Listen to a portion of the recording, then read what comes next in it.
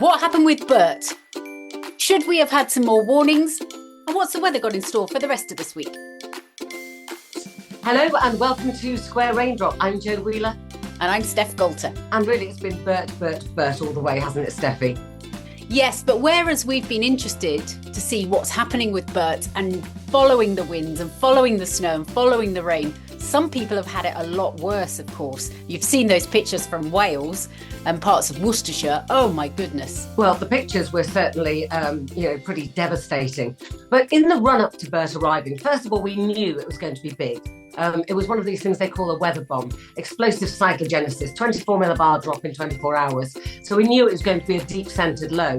And we knew also that it was running into that very cold air. So with that, we got a myriad of problems before we even started.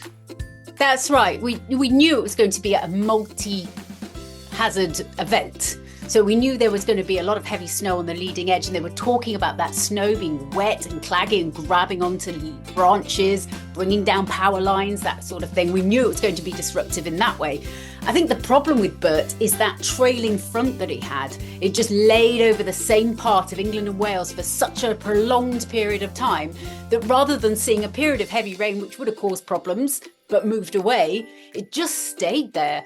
I mean, I saw one report from Dartmoor saying somewhere it had 193 millimetres of rain. That is a staggering amount of rain. London has about 620 in a year. I mean, okay, Dartmoor is a wetter part of the country than London, but even so, it goes to show just how much rain there was. You mentioned it was a multi-hazard system, and of course it was. But the minute you say snow, everybody focuses on that. There's going to be snow, and over the higher elevations, it was going to be about 40 centimeters. That's an awful lot of snow, blizzard conditions, and drifting.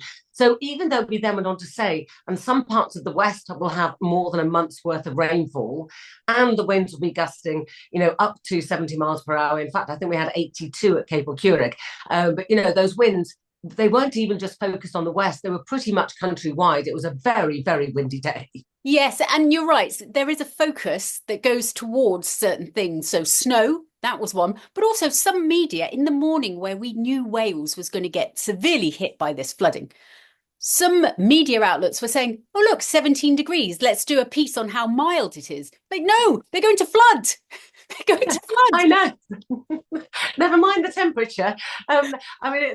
It was a very interesting system from that point of view, because we literally went from, I think it was -12 over parts of Scotland first thing in the morning. And at the same time, southwestern Ireland had got temperatures of 15 and 16. So you've got this massive temperature stretch. You've got the snow coming down and blowing around in those strong winds. And then you've got this sneaky rain right behind it, giving these flooding situations across parts of Wales and then later on parts of the southwest. And a lot of the flood warnings, even today, were for central southern England. And of course, we all also focused on Bert being a Saturday event, whereas in fact, as you said, that trailing front on Sunday gave some of the most damaging rainfall that we could have. And I think that was part of the problem as well, because on Saturday, people went, Storm Bert's here. Oh, that was nothing. That's because your bit hasn't got to you yet. That might be why. So yeah, it was a whole myriad of reasons why. I mean, a week before, I remember saying, there's this big low pressure coming for next weekend. It's not like we didn't know it was coming. It just somehow the message seems to get a bit lost in the whole noise. And there's also this perpetual situation or conversation over the warnings. The warnings this time were actually incredibly accurate. There were an awful lot of them. And of course, as I said, they were also very varied. But sometimes we have some wet and windy weather and everybody goes, oh, why are we having warnings for this? It's wet and windy, get over yourself. It's autumn, give us a break. And then this time everybody's saying, why weren't we warned? Nobody said anything. It's like, well, we did.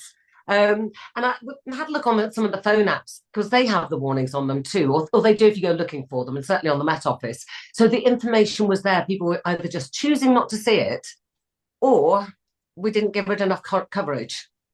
I also think there is a problem with weather now on air. All the news channels, they are laying off their weather presenters.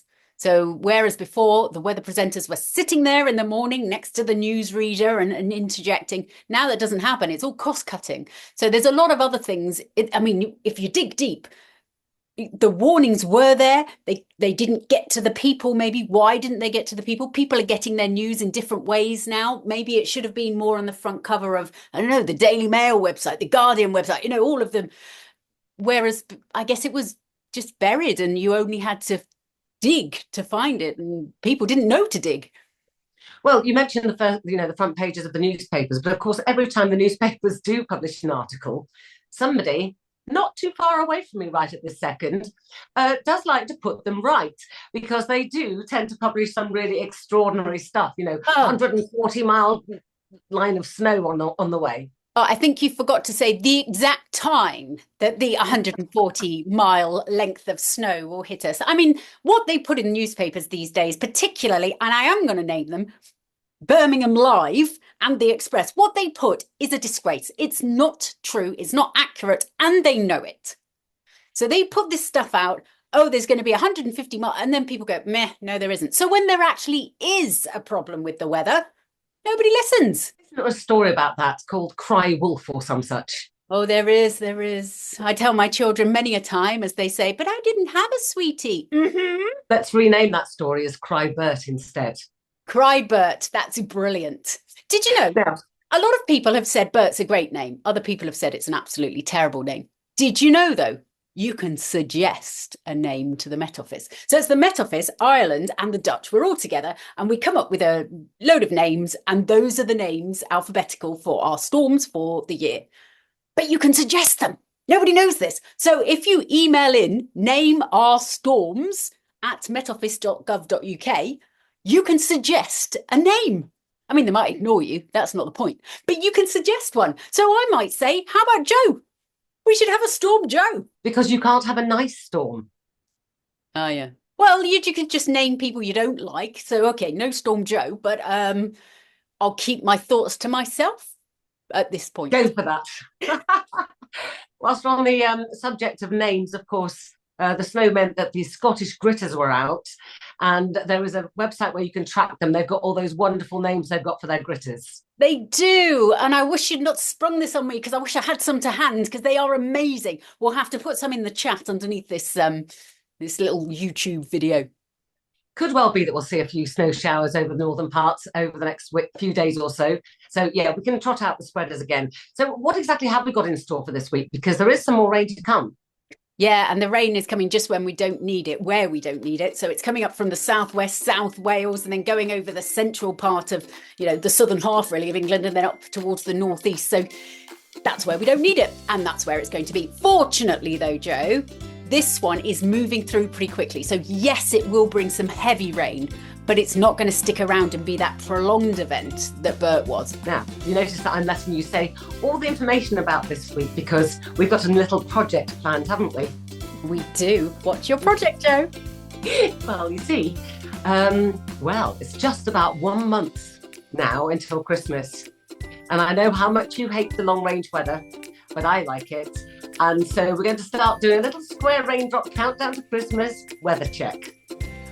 You're going to do it. I'm going to pick holes in you as you go. So you'll be saying, I think it's going to be this. And I'll be saying on Christmas Day, Joe didn't forecast this until the 18th or the 19th. Actually, it'll be fascinating to see when the forecast got really accurate. I think it'll be brilliant. I know, I can't wait. Will there be snow this Christmas?